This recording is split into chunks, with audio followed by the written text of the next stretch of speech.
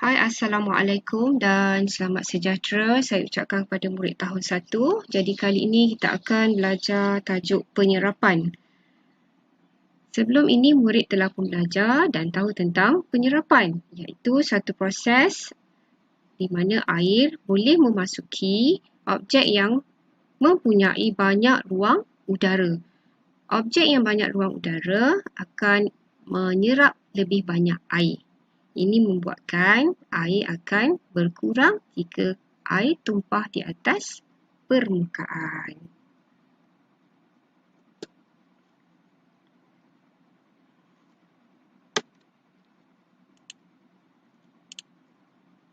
Baik, mari kita lihat latihan di dalam buku aktiviti muka surat 49. Jadi di dalam latihan ini, murid-murid perlu warnakan objek yang menyerap air. Okey. Kalau warna, kita boleh pilih warna apa-apa sahaja. Okey. Baik, kita tengok kita ada kertas, guli, sapu tangan, tuala, klip kertas dan mainan plastik. Baik, jadi antara objek ini, murid perlu pilih objek yang biasa kita guna untuk mengelap. Okay, tentulah yang pertama, paling banyak menyerap. Okey, iaitu tuala. Okey, jadi warnakan tuala.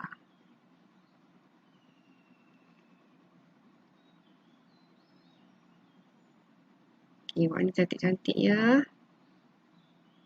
Okey, seterusnya. Selain daripada tuala, ada lagi objek yang boleh menyerap air, iaitu sapu tangan.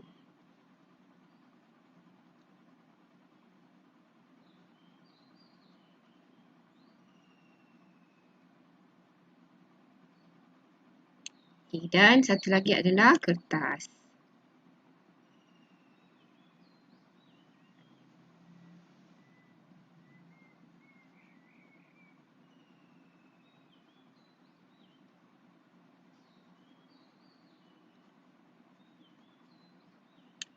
Okey, selesai untuk muka surat 49. Okey, kerana objek yang lain iaitu guli, mainan plastik dan klip kertas adalah objek yang tidak boleh menyerap air. Okey, sekarang mari kita lihat muka surat seterusnya.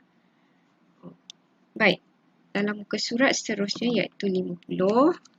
Okey, murid-murid perlu lengkapkan jadual pemerhatian di bawah.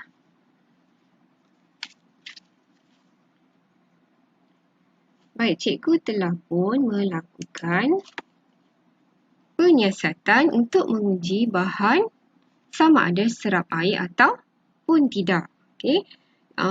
Jadi cikgu telah pun menyediakan air berwarna dan kita perlu lihat paras air di awal waktu.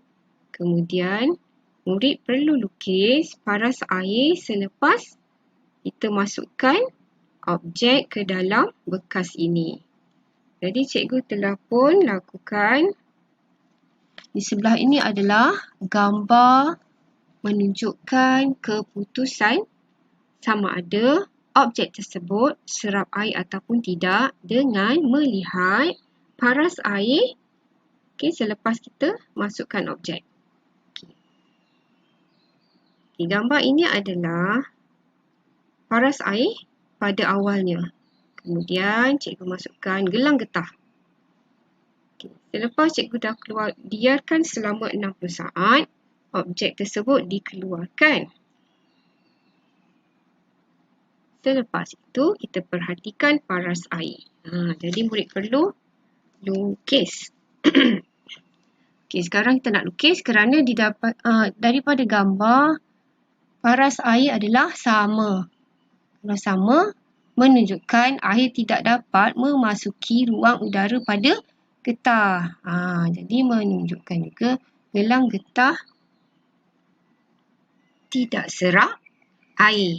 Maka murid perlu lukis paras air di dalam bika adalah sama. Kalau kita lihat, kita ada berapa sengat ni? 1, 2, 3, 4, 5. Okey, sengat yang kelima. 1, 2, 3, 4. Yang kelima. Okey, murid perlu gariskan. Okey, sama-sama. Okey.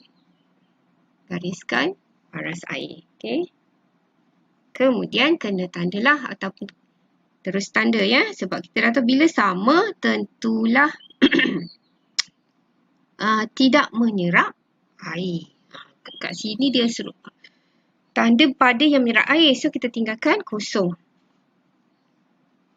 Baik, sekarang mari kita lihat sudu besi pula. Okey, sudu besi pun sama. Paras air di dalam bekas. Ini adalah awalnya, pada awalnya. Kemudian cikgu letakkan sudu besi. Selepas 60 saat, kita angkat semula. Dan inilah hasil paras air selepas 60 saat. Dan didapati parasnya adalah sama juga.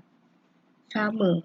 Ini menunjukkan air tidak boleh memasuki ruang udara pada sudu besi. Jadi, sudu besi tidak boleh menyerap air. Okay. Murid juga perlu lukis paras air di dalam bikar pada akhir eksperimen. Okay, jadi sama juga.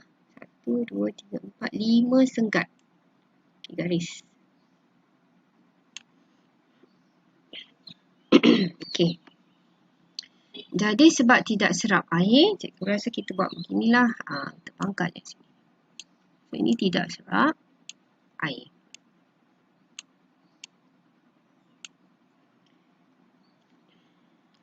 Mari kita lihat yang seterusnya. Okey, ini adalah kita nak uji kain lap dan kertas risit sama ada serap air ataupun tidak. Okey, gambar telah pun cikgu sediakan. Ini menunjukkan pemerhatian bagi eksperimen ini di mana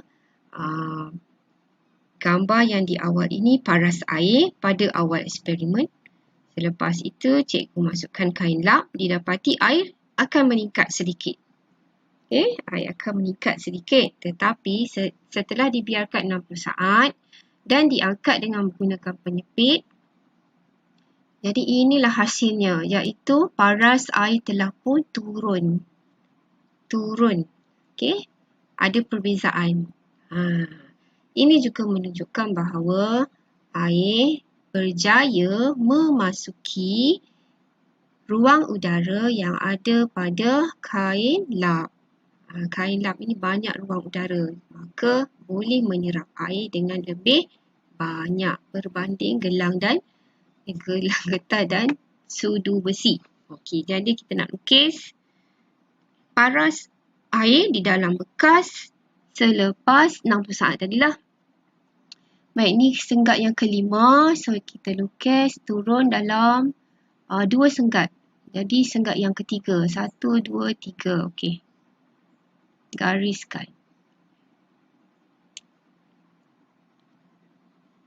Maka, bila air berkurang, ini menunjukkan kain lap menyerap air. Tandakan right. Baik, seterusnya kertas risit.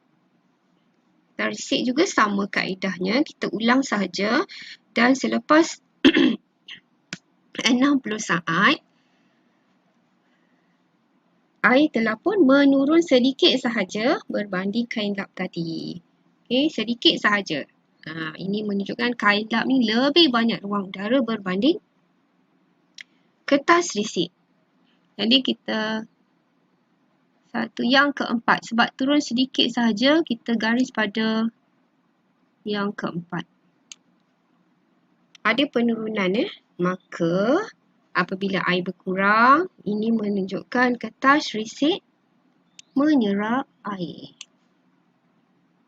Okey, selesai. Jadi boleh cikgu simpulkan bahawa objek yang menyerap air adalah kain lap dan kertas risit, manakala objek yang tidak boleh menyerap air adalah gelang getah dan juga sudu besi.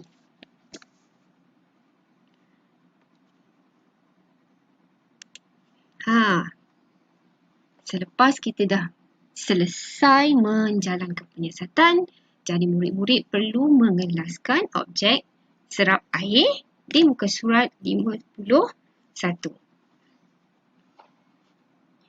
Baik, dalam gambar ini, murid perlu kelaskan, asingkan objek mengikut kumpulan yang betul. Okey, dekat sini pun telah ada objek yang boleh menyerap air. So, air berkurang dan objek yang tidak boleh menyerap air. Bila masuk dalam air, air tidak berkurang. Jadi, sebab kita telah pun melakukan penyiasatan tadi, murid-murid kena tahu manakah jawapan yang betul. Okey, jadi kita tengok.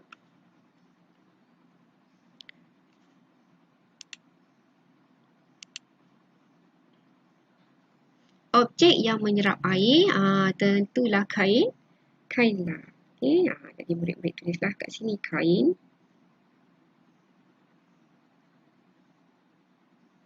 Kain lah. Okey, so kita potong yang ni sebab dah selesai. Baik, seterusnya.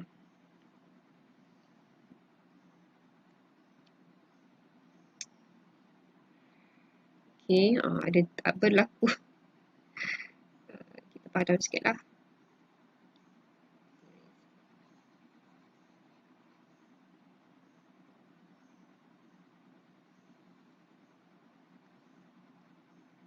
Baik, cikgu ambilkan balik. Okey, selain pada kain lap, biasanya objek ni ada di dapur, iaitu tisu dapur. Okay, murid tulis.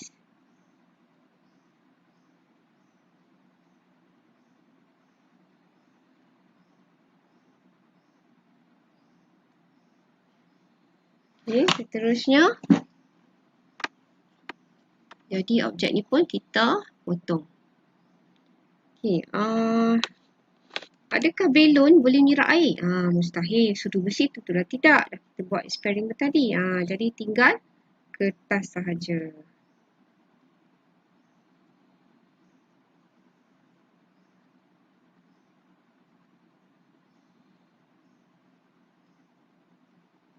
Kita potong ni.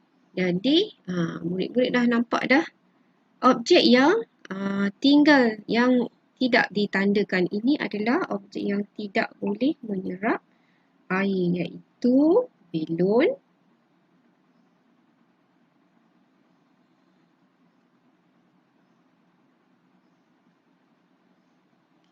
cermin muka,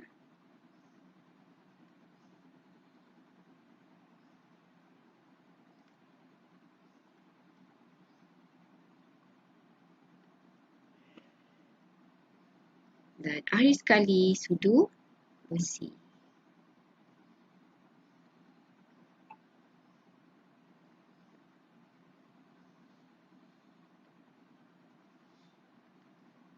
Baik, selesai. Jadi murid-murid telah pun berjaya mengelaskan objek yang serap air. Baiklah, itu saja pada kali ini. Kita akan jumpa pada masa akan datang untuk tajuk yang baru. Sekian, terima kasih.